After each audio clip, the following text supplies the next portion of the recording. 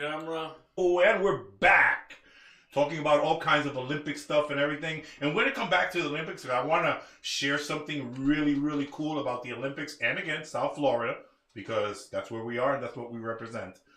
Even though we talk about all different kinds of stuff, but I do like to concentrate into South Florida. But moving on into what has happened in boxing in the last couple of days, I want to talk. Terence Crawford, and I want to talk Pitbull. First of all, Terence Crawford, I think he had a great outing. I think he had a great outing against Israel Madrivev, I think it is. I think he had a good outing considering the guy hasn't fought in almost 2 years. And even though the guy that he fought only has like 10 or 12 fights, he was accomplished. He was a world champion.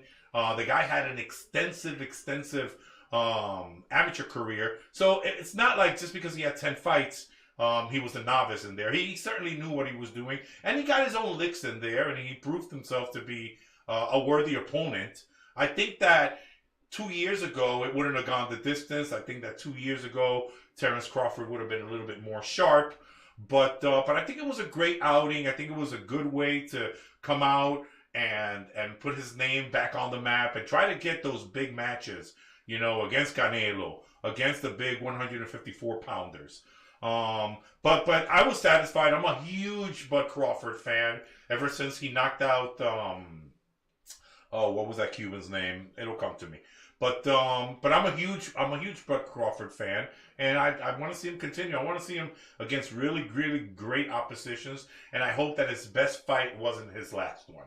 So, but Pitbull, okay? Pitbull, he lost his title against another fighter who just had 15 fights, Jose Valenzuela. Listen. There's levels to boxing. That's why they call this the sweet science, okay? Now, and as a matter of fact, not only am I a fan of Isaac, but I was rooting for him in this fight. I mean, I thought that really there was no reason for him to look the way that he did. But after looking at that fight, he came in with zero game plan. Zero game plan. If you notice, the only thing that, in my opinion, the only thing that he did well is that he kept his hands up. Oop, I just hit this. Are we okay there? Yep. Okay. Hey, Table 4, your pizza is now ready. There you go. So the only thing that I like that he did very well is that he kept his hands way up. Of course, he was fighting a taller opponent. He was trying to avoid the jab, everything. And I like that defensive part of it. But his offense, like, bro, not one jab. I think I saw one jab being thrown, which he landed pretty well. But no jabs, no crosses, no uppercuts. Every single punch was a bolo punch. You are not going to win fights that way. You got a taller opponent. You've got a guy that's boxing. He boxed well. Now, of course, yes, they were all pity-pat. But he was scoring. He was scoring points and winning rounds. So, you know, Pitbull needed to come in and just, he needed to manhandle him. He needed to put his head in his chest. He needed to accept the 2 or 3 punches that it took to get on the inside and start working the inside the way that he needed to. But, man, he was completely outclassed. We got to give it up for Jose Valenzuela that in his 16th fight beat an incredible fighter and became a world champion. So we definitely got to give it up. But, man, you cannot go in there throwing bolo punches and expecting that you're going to win a fight because it just is not going to happen. He came in with zero game plan. That's what it looked like. And that was the result. You lose your title. Now he wants to fight him again. He wants to do. If I was Jose Valenzuela, I would not give Pitbull the rematch. I would go out there and make as much money as I possibly can taking those big-ass fights. Why would you risk that? Why would you risk going up against this guy again? What do you got to gain? Absolutely nothing. Valenzuela, go out there, get yourself some big-ass name fights, make $1 trillion, and then, if you want, give him the rematch. Exactly. But that's just my take. No, that sounds good. Moving on. A lot of talk about Dana White this past couple of weeks because, of course, he has the the UFC, president of the UFC, and all the shows, and he went to the Republican National Convention and talked over there. All right, we got a fan. But the reason I'm bringing him up is Power Slap. Bro, have you guys seen that?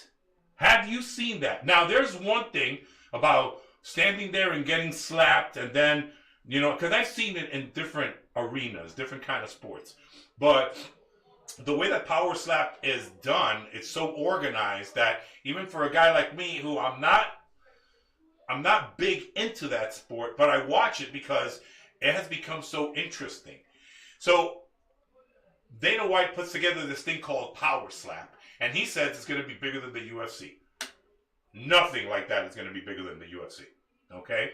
Now wait a second. This is when two guys are facing off, and they slap each other. Literally, you sit there and you wait for the guy to hammer you. Wow. Okay? With all his might. And that hurts. I mean, you One get at a knocked time. out. You get knocked out. But I wanted to talk about, there was a real famous clip that was showing up, and we're going to show you guys that clip now, of a girl. Her name is Sheena Bathroy. And she's a badass. She actually, if I'm not mistaken, she's actually training out of MMA Masters in Hialeah, Florida. Boy, Hialeah is in everything, isn't they, bro? Oof. So she actually trains out of. So her claim to fame is that she stood there at the podium. This girl smacked her with everything she had. She kind of just looked at her and blew her a kiss.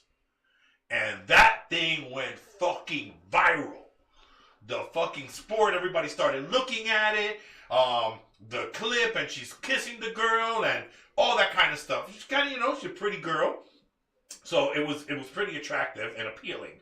So then, there was some rematch, or there was another match that she had to go to, and there was a girl called Jennifer. I'll tell you right now, Jennifer Cataline.